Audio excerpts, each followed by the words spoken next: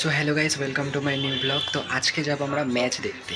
তো চলো, আমি স্নান টান করে ফ্রেশ ট্রেশ হয়ে গেছি। এখন সবার আগে যাই দোকানে। তো পরে আজকে যে প্ল্যান আছে ম্যাচ দেখার, তো পরে যাবো ম্যাচ দেখতে। তো চলো এখন সবার আগে দোকানে যাই।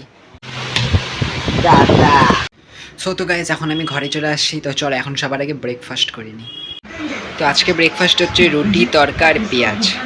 তো গাইস, তো চলো আমার ব্রেকফাস্টও কমপ্লিট হয়ে গেছে। এখন যাচ্ছি একটু দোকানে। আর গাইস, আমার সব বন্ধুরা হচ্ছে ফসিসের টিকিট কাটছে। এখন তো ওরা সবাই বলতেছে ফসিস মানে ক্যান্সেল হয়ে গেছে, মানে হয়তো প্রোগ্রাম ক্যান্সেল হয়ে গেছে, জানি না ঠিক, হয়তো হতেও পারে। আমি কালকেই সকালে টিকিট কাটতে যাচ্ছিলাম, আর খুব ভালো লাগছে যে আমি টিকিট কাটি না। এটা খুব ভালো হয়েছে আমার সাথে, যে টিকিট কাটি, নাহলে 500 টাকা লস হয়ে যেত। তো এখন দেখি যে যদি প্রোগ্রাম হয় একদম কনফার্ম তারই টিকিট কাটবো, না টিকিট কাটবো না। কিন্তু খুব খারাপও লাগতো যে ফার্স্টটা ক্যান্সেল হয়ে গেল। তো সুন্দর দেখার সব প্ল্যান করছিলাম। বাকি ওদের তো এখন টেনশনই চলতেছে, কারণ কি 500 টাকাতে টিকিট কিনছে। এখন টিকিট রিটার্ন কবে আসবে না আসবে, বা রিটার্ন আদৌ আসবে কি না সেটাও বলা যাচ্ছে না। এখন ওদের তো খুব টেনশন। বাদ বাকি আমার অত টেনশন হচ্ছে না, যদি আমি তো কাটিনি, আমার কী প্রবলেম। তো চলো এখন যাই একটু দোকানে। সো গাইস, তো এখন আমি জাস্ট টিভি দেখতেছি। সো তো গাইস, এখন আমি একটু জাস্ট ঘরে আসছি, আর এখন জাস্ট ল্যাপটপে একটু গেম টেম খেলি, টাইম পাস করি। বাদ বাকি দেখি আজকের কি প্ল্যান, এখন তো কোনো গ্যারেন্টি নাই, কোথাও নাও যাওয়া হতে পারে। দেখি এখন বাদ বাকি, ওরা তো টিকিট কাটছে, এখন দেখি ওরা রিটার্ন পায় নাকি। আশা করি পাই যাবে, ফিউ ডেজ তো বলছে, এখন দেখি কবে পায়। তো চলো এখন জাস্ট বসে আছি, যদি কিছু প্ল্যান হয় তাহলে বলে দেবো। সো তো গাইস দেখো, এই গেমটা অনই হচ্ছে না। দেখ এখানে স্টার্ট গেম আছে, তো আমি স্টার্ট গেম করতেছি। স্টার্ট গেম পর নিউ গেম ক্লিক করার পর দেখো এরকম দেখাচ্ছে, অনই হয় না। সো তো গাইস, ভাবছিলাম একটু টাইম পাস করবো গেম টেম খেলে, এখন গেমও অন হয় না।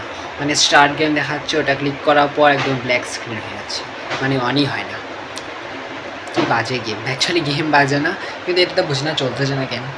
যাক, তো চলো একটু পরে যাবো দোকানে। হ্যাঁ, কারণ কি দাদা পরীক্ষা, না জন্য যাইতে লাগে। আসলে রবিবার খালি সকালবেলাই খোলা থাকবে, বিকালে দেখি কোনো প্ল্যান হইলে হয় নাকি। সো তো গাইস, আমার খাওয়াটা হয়ে গেছে, এখন জাস্ট আমি বাইরেই বসে আছি। দেখি আজকে দুপুরে কোনো প্ল্যান হয় নাকি, দুপুরে মনে হয় না কোনো প্ল্যান হবে। তো চলো একবারে সন্ধ্যাবেলা, আজকে আমার প্ল্যান আছে ডিম বিরিয়ানি বানানো, সরি ডিম বিরিয়ানি বলতেছি, মানে হচ্ছে ডিম ম্যাগি বানানো। দেখি এখন কি বানাই। সো এখন হচ্ছে আমরা সবাই ক্যারাম খেলতেছি। সো তো গাইস, এখন আমি একটু বাইরে গেছিলাম। আমরা হচ্ছে একটা মিটিং করতেই গেছিলাম বন্ধুদের সাথে, যে আমরা একটা মুভি বানাচ্ছি, হরর মুভি। মানে এখন সব স্ক্রিপ্টিং হবে, সব গল্প গল্প সবাই লিখবে, তারপর হতে শুটিং করতে দাও মোটামুটি 1 মাসের মতো টাইম তো লাগবে হতে।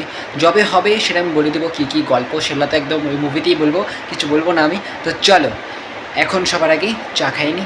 তো চলো চা চলে আসছে, সরি ভুল বলে দিছি, হরলিক্স আর হচ্ছে বিস্কুট।